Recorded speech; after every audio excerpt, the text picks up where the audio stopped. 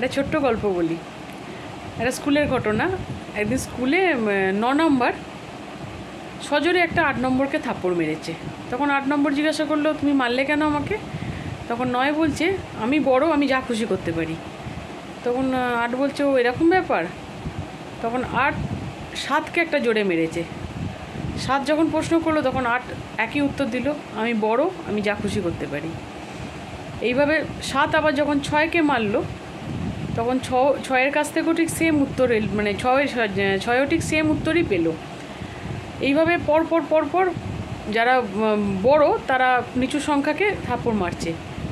এবার মারতে মারতে যখন লাস্ট 1-এ এসে পৌঁছলো তখন যে 0 আর কি, সে ভাবছে এবার আমি কি করব? আমাকে যদি 1 থাপ্পড় মারে তাহলে আমি কোথায় যাব? আমার তো আর কাউকে কিছু করার, আঘাত করার মতো জায়গা নেই।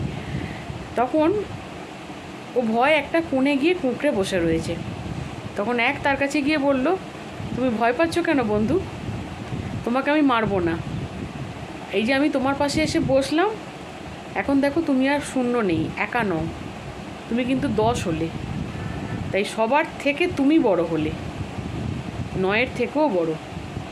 এখন আমাদের দুজনের পাওয়ার এখন সব থেকে বেশি।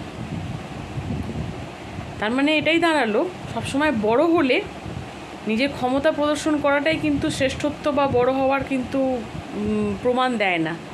অনেক সময় বন্ধু হয়ে পাশে থেকে সহযোগিতা করে বা তার বিপদে তাকে সাহায্য করে তাতেও কিন্তু নিজের শ্রেষ্ঠত্বের প্রমাণ দেওয়া যায়। এবং বড় হওয়ার, নিজেকে বড় প্রমাণ করবার জন্য অনেক রকম স্কোপ পাওয়া যায়। সেই জন্য বড় মানেই অন্যকে আঘাত করা বা অন্যকে যাতা বলে পার পেয়ে যাওয়া তা কিন্তু নয় বস।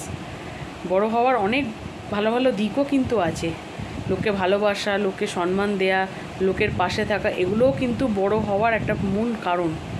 বড়দের এগুলো, এই গুণগুলো বড় হওয়ার মধ্যে থাকা খুব দরকার, তাই না? ভালো থেকো সবাই।